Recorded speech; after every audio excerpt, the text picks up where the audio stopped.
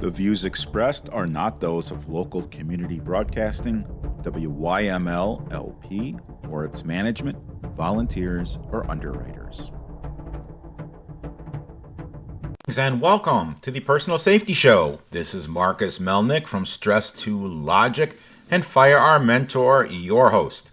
Today we're going to be talking about emergency preparedness. Thank you to Joe, who helps run the radio station, for the wonderful idea. We've currently got Hurricane Milton. We just ended a different hurricane in the United States. And he thought it would be a good idea, and I completely agreed with him, that we talk about this on the show. So there's different steps to prepare for an emergency, and we're going to go through all of them. And I actually have an ebook on Amazon called The Quiet Prepper, and it's how you can quietly prep for various emergencies throughout the United States. Now, emergencies in Hawaii are much different than emergencies in Florida because you can't really stay in put when there's a lava flow headed for your home. It's just unstoppable. Same thing with a hurricane. Hurricanes are unstoppable as well. And just to be funny and lighthearted, I did see some conspiracy theories that said that, oh, the hurricanes are being controlled because of the election. I mean, come on, guys. That's absolutely entertaining, but absolutely ridiculous. So when there is a large-scale emergency, whether it is a flood, a hurricane, a tornado, civil unrest, which is not that likely, a lava flow, winter storm, ice storm, there's two options that we have as citizens. Option number one is to stay in place. It's called shelter in place. Option two is evacuate. Those are your really only two options. So if you're going to evacuate, you need to develop an evacuation plan. Either way, if you stay at home or you leave, you're going to have to assemble disaster supplies, including food, water, batteries, chargers, radios, cash, and get an insurance checkup and document your possessions. The best way to do that is to Google EFFAK. That is a document from FEMA that allows you to write down in one place all of the various insurance plans, phone numbers, have your marriage certificates, your divorce certificates, your birth, your death certificates, insurance paperwork, all in one place. Also, creating a communication plan with a handwritten list of contacts or typed and printed. The whole idea is not to rely on electronics, which rely on electricity, which oftentimes goes out, and then to strengthen your home. So the Atlantic and Central Pacific hurricane season, including Hawaii, is typically June 1st through November 30th. The Eastern Pacific hurricane runs May 15th to November 30th. So the best time to prepare is well before the official start of the season. If you rush, supplies aren't going to be there. Life-saving preparations will not occur by waiting until it's too late. So get your disaster supplies while the shelves are still stocked and get that insurance checkup early, as flood insurance requires a 30-day waiting period. If you're at risk from a hurricane or tornado or any other type of weather event, you will need an evacuation plan.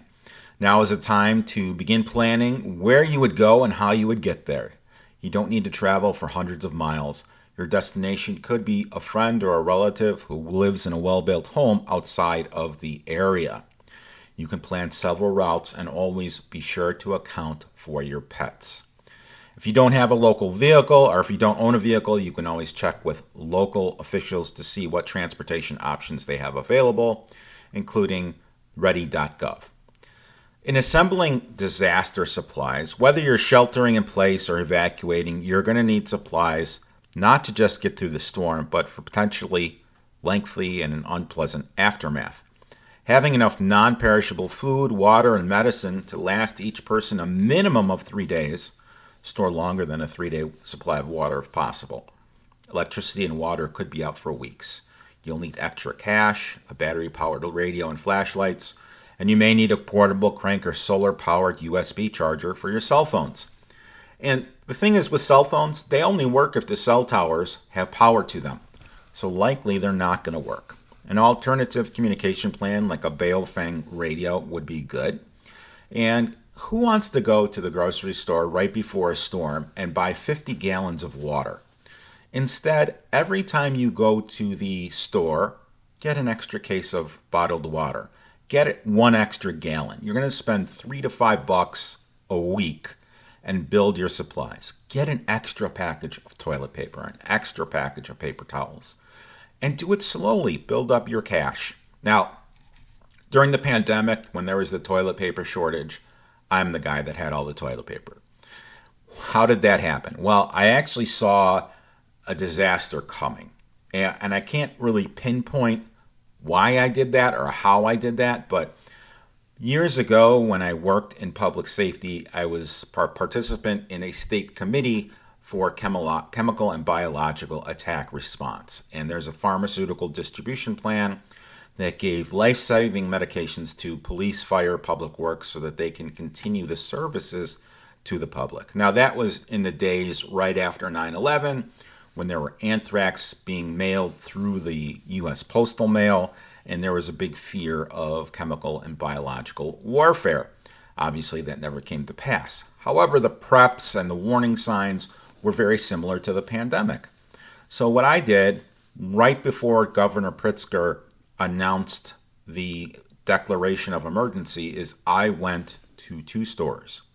I went to Woodman's and I stocked up on as much as I possibly could stock up on. Actually, I went to more than 2. Went to Target, went to Jewel, and then I went to Dick's Sporting Goods. What am I going to get at Dick's Sporting Goods? Well, there's camping equipment. Not that I got that. There's survival equipment, although today much less than it used to be. But I got freeze-dried camping food. That lasts for 20, 25 years. And I still have it. We never used it. But in the case of an emergency, we might need it. Now, upcoming, we have the election. I have no idea how people in affected areas are going to vote, but I would highly recommend voting early. That will be a good idea. So what should be in your basic disaster supplies kit? Well, you're going to need water, and that's 1 gallon per person per day for several days for drinking and sanitation. Now look, nothing says that you have to take a shower every single day or bathe every single day.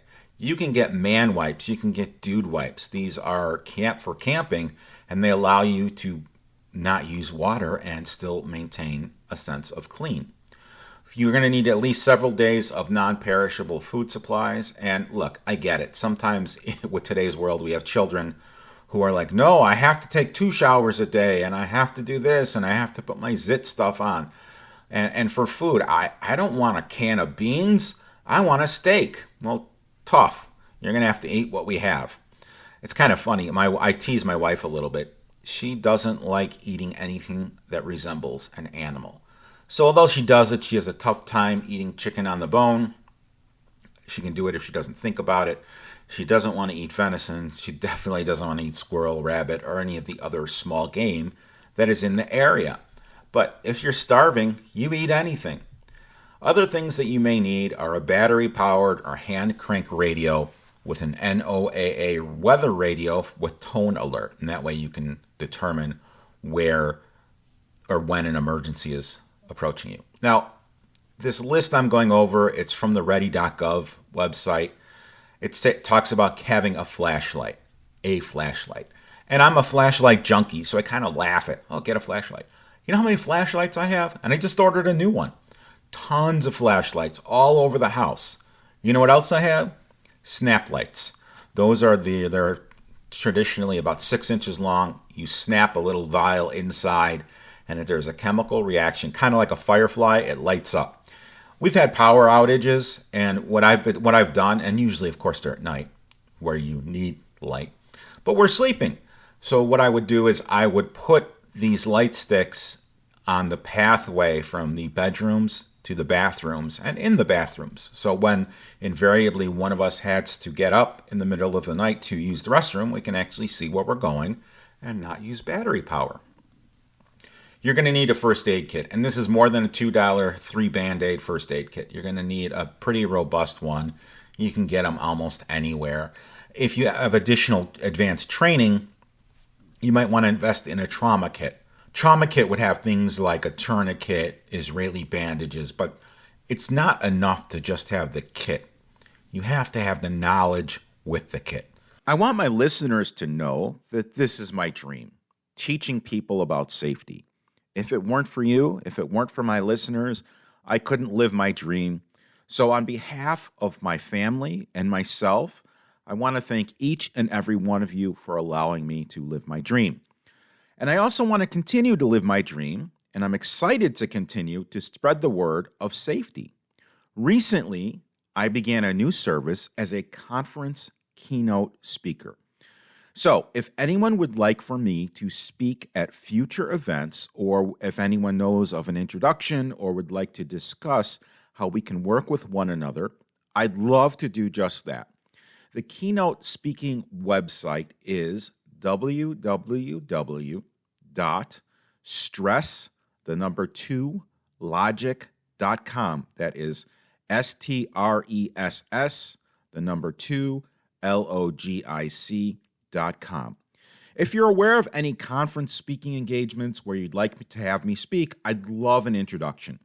You can always share my electronic business card, which is Marcus Melnick, MarcusMelnick.com. Now, back to the show. It's also recommended to have a whistle and, quote, a dust mask, but I would recommend N95s. Look, we've all had them. We all can get them. Put them in your supply. Now, when the pandemic started, I already had them because I was planning for disasters. Plastic sheeting, scissors, and duct tape to shelter in place. If your window breaks, you're going to need to somehow secure it. Moist towelettes, garbage bags, and plastic ties, and that's for personal sanitation, so you can actually defecate in a 5-gallon bucket with a garbage bag in it and then dispose of the garbage bag. You're also going to need a wrench or pliers to turn off utilities. So in a fire situation, the first thing that a fire department does, or among the first things that a fire department does, is they secure the utilities because they don't want to be spraying water in a burning house and have an electrical charge race back to them. So if there's a gas break, gas main break, you're going to want to find that gas and turn it off. Same thing with water. If you've got busted pipes, you're going to want to turn that water off. My wife loves to use our electric can opener. I only use a manual one. So a manual can opener is a good idea. Also, maps. Everyone relies on their cell phone, which might not have power. So I'm going to go retro on everyone and tell you you should have an atlas, a road atlas, not a topographical atlas, not these are where the Appalachian Mountains are, but something with the roadways so that you can map out ways to get out of town. And cell phones with chargers and a backup battery, and that's if the cell phone towers work. Additional supplies: soap, hand sanitizer, and disinfecting wipes. Prescription medications. About half of all Americans take a prescription med every day. An emergency can make it difficult for them to refill their prescriptions, to find an open pharmacy. So organize and protect your prescriptions, OTCs, over-the-counter drugs, and vitamins to prepare for an emergency. So what did I do? I'm on a life-saving drug. I'm on a couple life-saving drugs, but the one that I really can't live without is for my thyroid. 7 years ago, I was diagnosed with thyroid cancer. It's out. It's fine. I have a clean bill of health since then. It was really very fortunate to experience the recovery of that. However, way back when there was cargo ships off the coasts that didn't have enough workers, this was around the pandemic, to bring in goods, I called my doctor and I said, oof, I don't like this. If I go 7 days without my thyroid medication, I'm dying. That's how much time I have. So I now have a year's supply. Yes, I had to pay for it out of pocket. I didn't go through insurance with it. It was not that expensive. But a year is way more than enough that I will need to reconnect my supply lines. Non-prescription medications like pain relievers, anti-diarrhea medication is very important. Antacids or laxatives. So why am I saying anti-diarrhea? Well, you might have water that's contaminated, which is a good idea to get a life straw or packages of them. I have them. So that what it does is it filters out all these toxins if you put this straw, and it's like about an inch in diameter. Not quite as small as the frosty straws at Wendy's or the straws with the chocolate cake shakes, but it allows you to actually put in a pond of scummy water and drink and be healthy with it. So that's it, very important for anti-diarrhea medication because there's a ton of bacteria in our world. As far as laxatives go, most young people are like, I don't need laxatives. And I even said that. However, if you're eating all protein and you're not eating vegetables or roughage, you're going to be constipated and you may need a stool softener. It's not a bad idea to have it. They last for a long time. Prescription eyeglasses and contact lens solution. Now, in this situation, and I'm not a contact lens guy, although I do wear glasses, I would say skip the contact lenses, go with glasses, and the reason why is number one, you get additional eye protection. It's not a fashionable time. And with all the bacteria around, you don't want to be putting your finger in your eye because then you're going to get pink eye possibly. If you have a baby, you're going to want extra infant formula, bottles, diapers, wipes, diaper rash cream, not just for the kids, but for the adults too. A lot of times if we're in a wet environment, we can develop a rash. A lot of people in the field, in the military.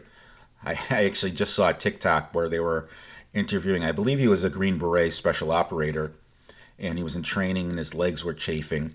And he went to the medic and he's like, I got this rash, my legs are chafing, right where my butt is. And the paramedic says, let me see it. Of course, he's embarrassed. He drops his pants. And the medic goes, here, take this. And the soldiers got the package, and it's an analgesic. And his thinking was, oh, well, my butt is involved, anal cream. Okay, that's good. He put it on, and it was Bengay. And he was sitting in his tent doing the silent scream. And it's kind of funny today, but he said it cured it. I'm not saying put Bengay on a rash, but my point is that adults can get rashes too. Extra food and extra water for your pet, you're going to want to need cash. Now, if I go back to the 70s, there was a brownout in New York City, and no credit card machines, no ATMs worked, and cash was the only thing. Now, I also realized that back then, the credit cards were embossed, and you would run it through a physical machine with carbon copies, but that wasn't in play. So cash was the only thing that people bartered with. Now, you can also barter with tobacco, alcohol, other supplies. I never, ever, ever recommend bartering with ammunition unless you completely trust the person. But a stranger, I'm not giving you bullets to shoot me. We talked about important family documents such as insurance policies, ID, bank account records. You can save them electronically or in a waterproof portable container. You're going to want at least a sleeping bag or warm blanket for each person, and hand warmers. Those hand warmers are great. Now, if you're in Florida, chances are you don't need hand warmers, but anywhere else, Chicago, it can get mighty cold. You're going to want a complete change of clothing appropriate for the climate and sturdy shoes. This is not the time for Crocs. It is the time for boots, laced up boots. Also, you're going to want to have extra socks. That's really an important thing when you are out and about or inside, and you're probably not going to be able to wash very well. A fire extinguisher if you're sheltering in place, waterproof matches.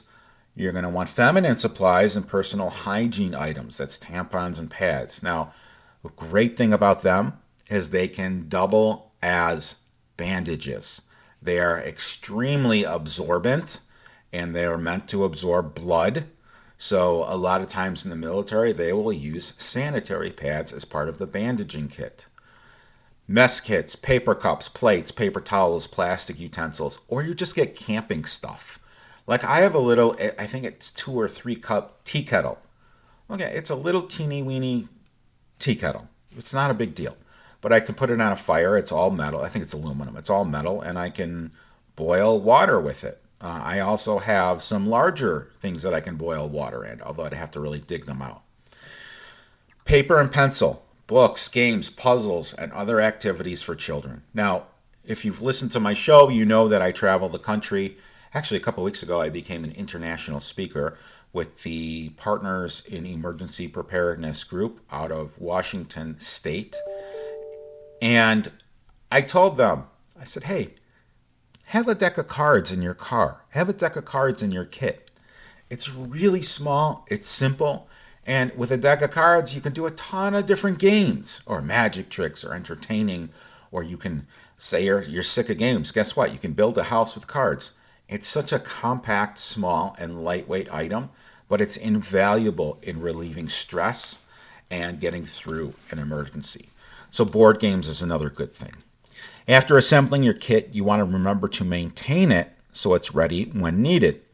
Canned food should be kept in a cool, dry place, and boxed food should be in tightly closed plastic or metal containers, replacing expired items as needed. Rethink your needs every year and update your kit as your family needs change. What does that mean? Well, maybe you have a baby that's no longer in diapers. Guess what? You have more room for other stuff because you don't have diapers. So where should you keep your kit? Well, you should keep it at home in a designated place and have it ready in case you have to leave your home quickly. Make sure everyone knows where the kit is, and be prepared to shelter in place at work for at least 24 hours. If you have a work kit, it should include food, water, and other necessities like meds, as well as comfortable walking shoes stored in a grab-and-go case. And you should have a kit in your car as well. And that's the preparedness. So Hurricane Helene came through, and now it's Hurricane Milton, and it's very important to have a reunification plan. If you're having trouble finding friends or family, the Red Cross reunification teams may be able to help. If you go to their website, which is redcross.org, you can navigate to this and some tips.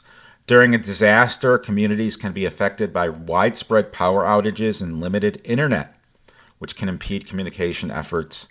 And we want to encourage people to call during off-peak hours for the best chance of getting through. Send a text message, which may go through and phone calls cannot. Check social media pages as if they've already gone online to say, hey, here's the election and I'm safe from the election, and that was kind of a joke. Send an email. Call friends and relatives who have been in contact with your loved ones, and call people in places where your loved one is well known, like neighbors, employers, school, places of worship, senior center, social club center, union, fraternal organization. The best thing to do is actually identify a relative who lives in another state. For example, I have relatives in California, and if I were smart, and I did not establish this, now that I'm talking about it, I probably should, I would give every family member their phone number so that if I'm separated from my wife or my children, I am separated from my children, one of them's away at college, and they can't get through to me because I'm in an impacted area, I might be able to get through to California, so might my son away at college, and know that I'm okay. And this lowers the anxiety rates, because anxiety really doesn't help us in an emergency. So again, before you want to take time now to prepare your hurricane emergency kit, or emergency kit, doesn't have to be for a hurricane, and you don't wait till the warning is issued. You're also going to want to figure out which hazards are around you. We're in Chicago, or the radio show is based in the Chicago area. The threats that we have around us, in addition to the high crime in the city and possible civil unrest like we've seen in the last 5 years, some real emergencies would be wind. As a matter of fact, so I live in Buffalo Grove, and we had, nobody said it was a microburst, but it was a microburst. As a matter of fact, my stepson went out, I don't remember where he was going, realized how bad the storm was, and turned around and said, F that, I'm not going out, and came right back home. And I thought that was a fantastic decision for a teenager. I just thought it was very, very smart. So, we heard the wind and the lightning and the thunder and whatever. No big deal. We actually heard the sirens, the tornado sirens. And what we did was we drove around the next day, and there were trees that if I were to hug a tree, if I were a tree hugger, that was kind of a joke, and I hugged the tree. My arms can't even go around it. Those were snapped in half like toothpicks. It was unbelievable, the amount of damage, and it was a block from my house. For some reason, the high winds skipped over my house, thank the Lord, and we were spared from potential injury, potential damage.